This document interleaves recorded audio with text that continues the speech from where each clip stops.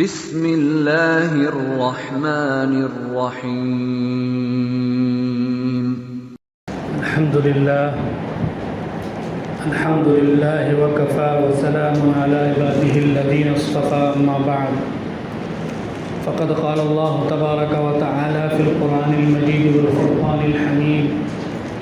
اعوذ باللہ من الشیطان الرجیم، بسم اللہ الرحمن الرحیم۔ یا ایہا الذین آمنوا لا تخونوا اللہ والرسول وتخونوا اماناتکم وانتم تعلمون واعلموا انما اموالکم واولادکم فتنہ وان اللہ عنده اجر عظیم۔ صدق اللہ العظیم۔ محترم حضرات، جو آیتیں آپ حضرات کے سامنے تلاوت کی گئی ہیں ان کا ترجمہ یہ ہے، اللہ تبارک و تعالی فرماتے ہیں یا ایہا الذین آمنوا، اے ایمان والو، لا تخونوا اللہ والرسول، خیانت مت کرو اللہ سے اور رسول سے، وتخونوا اماناتکم، آپس کی امانتوں میں بھی خیانت مت کرو، وانتم تعلمون، جبکہ تم جانتے ہو کہ خیانت کا کیا انجام، وَاعْلَمُوا أَنَّمَا أَمْوَالُكُمْ وَأَوْلَادُكُمْ فِتْنَةٌ، اور یہ جان لو کہ یقیناً تمہارے مال اور تمہاری اولاد آزمائش ہیں، وَأَنَّ اللَّهَ عِنْدَهُ أَجْرٌ عَظِيمٌ، اور اس کو بھی جان لو کہ اللہ ہی کے پاس بڑا اجر ہے۔ محترم حضرات، اکثر مفسرین کہتے ہیں کہ یہ آیتیں حضرت ابو لبابہ رضی اللہ تعالیٰ عنہ کے بارے میں نازل ہوئی۔ جب بنو قریظہ کے یہودی حد سے زیادہ شرارت کرنے لگے، نبی اکرم صلی اللہ علیہ وسلم سے کیے ہوئے معاہدے کو توڑنے لگے، تو اللہ کے نبی صلی اللہ علیہ وسلم نے ان سے لڑائی کا ارادہ کیا، چنانچہ ان کے قلعے کا محاصرہ کر لیا، گھیراؤ کر لیا۔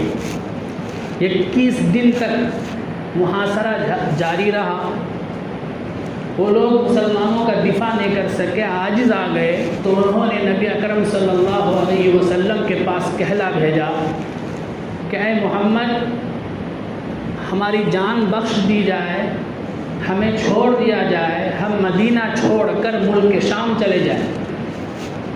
تو نبی اکرم صلی اللہ علیہ وسلم نے ان کے سابقہ شرارتوں کی وجہ سے ان کی اس درخواست کو رد کر دیا، قبول نہیں کیا، اور فرمایا کہ تم سعد ابن معاذ کے فیصلے پر راضی ہو جاؤ، وہ جو بھی فیصلہ کریں اس کو تمہیں ماننا پڑے گا۔ تو ان لوگوں نے کہا کہ آپ سعد ابن معاذ کے بجائے ابو لبابہ کو ہمارے پاس بھیج دیں، ان کے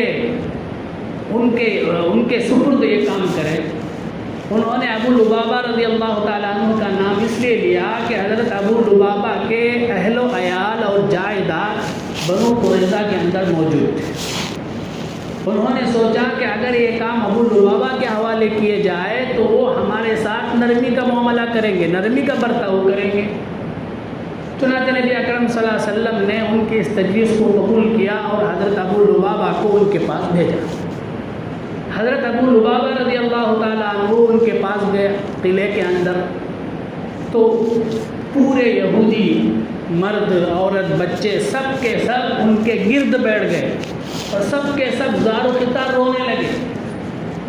انہوں نے حضرت ابو لبابہ سے پوچھا کہ اگر ہم محمد صلی اللہ علیہ وسلم کے حکم پر اتر آئیں تو ہمارے ساتھ کیا فیصلہ ہوگا؟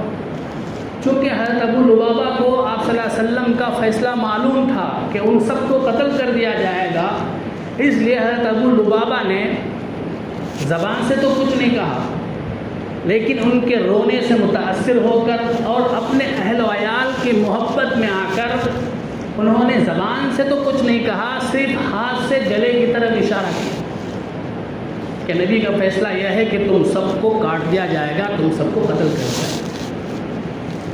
تو انہوں نے نبی اکرم صلی اللہ علیہ وسلم کا ایک راز دشمنوں کے پاس فاش کر دیا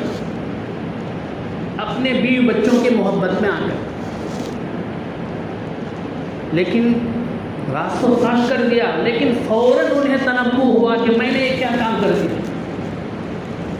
اب سیدھا نبی صلی اللہ علیہ وسلم کے پاس بھی نہیں گئے، بلکہ سیدھے مسجد نبوی گئے اور اپنے آپ کو ستون سے باندھ لیا کہ قسم کھائی کہ جب تک اللہ کی طرف سے میرے لیے توبہ نازل نہیں ہوگی تب تک میں نہ تو کھاؤں گا نہ تو پیوں گا، اسی ستون سے بندھا رہوں گا۔ چنانچہ ان کے اہل و عیال جو بیوی بچیاں جو ہے ان کو نماز کے اوقات میں دیگر ضروریات کے لیے کھولتے تھے، باقی وقت میں وہ اپنے آپ کو باندھے رکھتے تھے۔ پورے 7 دن ہو گئے، اس کے بعد یہ آیتیں نازل ہوئی جس میں ان کے توبے کی بشارت تھی۔ تو نبی اکرم صلی اللہ علیہ وسلم نے خود بنفس نفیس جا کر جو ہے ان کے رسیوں کو کھولا، تب وہ جو ہے وہاں سے آئے۔ تو بزرگوں اور دوستو، ہمارے میں اور صحابہ کرام میں یہی فرق ہے۔ صحابہ کرام بھی ہماری طرح انسان تھے، ان سے بھی غلطیاں ہوتی ہیں، ان سے بھی گناہ ہوتے ہیں، لیکن انہیں فوراً تنبہ ہوتا ہے، وہ فوراً انہیں احساس ہوتا ہے، فوراً وہ توبہ کی طرف دوڑتے ہیں۔ لیکن ہم بھی انسان ہیں، ہم سے بھی گناہ ہوتے ہیں، لیکن ہم کو احساس نہیں ہوتا۔ کئی گناہ ہوتے ہیں، بیوی بچوں کی محبت میں آ کر، مال اولاد کی محبت میں پڑھ کر ہم اللہ اس کے رسول کی نافرمانیاں کتنی کی کرتے ہیں، لیکن ہمیں احساس ہی نہیں ہوتا۔ اسی کو آگے اللہ کہتا ہے انما اموالکم و اولادکم فتنہ، اے لوگوں جان لو یہ اولاد، یہ مال، یہ سب فتنے کی چیزیں ہیں، آزمائش کی چیزیں۔ فتنے کا ایک معنی ہے آزمائش کی چیز۔ اللہ تعالیٰ نے یہ مال اور اولاد اس لیے دیا ہے تاکہ ہمیں آزمائیں، ہم ان کی محبت میں پڑھ کر اللہ اس کے رسول کی نافرمانی کرتے ہیں یا نہیں کرتے۔ کتنے ہمارے بھائی ایسے ہیں کہ صرف مال کی محبت کے خاطر نمازوں کو چھوڑتے ہیں، اگر نماز کو جائیں گے تو ہمارا نقصان ہو جائے گا۔ کتنے ہمارے مسلمان بھائی ایسے ہیں کہ رمضان کا مہینہ آتا ہے چلا جاتا ہے، ان کو روزے کی توفیق ہی نہیں ہوتی ہے، صرف اس لیے کہ بیپار کا نقصان ہوتا ہے۔ کتنے ہمارے مسلمان بھائی ایسے ہیں کہ ان کے اوپر سال میں لاکھوں روپیوں کی زکوٰۃ واجب ہوتی ہے، صرف اس لیے زکوٰۃ نہیں نکالتے کہ زکوٰۃ نکالیں گے تو ہمارے مال میں گھاٹا ہو جائے گا، نقصان ہو جائے گا۔ کتنے مسلمان بھائی ایسے ہیں کہ ان کے اوپر سالوں ہو گئے حج فرض ہو کر، لیکن اب تک انہوں نے حج نہیں کیا، صرف اس لیے کہ حج کریں گے تو 5-6 لاکھ چلے جائیں گے۔ سب بزرگوں اور دوستوں، اللہ اس کے رسول کے ساتھ خیانت ہے۔ دوسرا معنی فتنہ کا ہے عذاب، کہ مال اور اولاد عذاب ہیں، یعنی مطلب یہ ہے کہ یہ عذاب کا ذریعہ ہے۔ ان کی محبت میں پڑھ کر اگر ہم اللہ کی نافرمانی کریں گے تو ہم عذاب کے مستحق ہو جائیں گے۔ اس کے علاوہ اولاد کبھی کبھار دنیا ہی میں عذاب بن جاتے ہیں، کبھی اتنی نافرمانی کرتے ہیں اور اولاد ماں باپ کی کہ ماں باپ تمنا کرنے لگتے ہیں کاش یہ اولاد ہمیں پیدا ہی نہ ہوتی، جیسے ہی پیدا ہوئے تبھی ہمیں گلا دبا جو اچھا تھا نا، بولتے نہیں بولتے، اتنا تنگ آ جاتے ہیں، مصیبت بن جاتے ہیں، عذاب بن جاتے ہیں۔ اور اسی طرح بزرگ اور دوستوں، یہ جو مال ہے یہ بھی قیامت کے دن عذاب بن جائے گا۔ حدیث میں پڑھے ہیں کہ اگر ہم نے مالوں کی زکوٰۃ نہیں نکالی تو اس مال کو آگ میں تپا کر ہمیں داغا جائے گا، یہ مال سانپ بن جائیں گے، یہ مال جو ہے بچھو بن جائیں گے۔ تو فتنہ کا ایک معنی آزمائش ہے اور ایک معنی عذاب ہے۔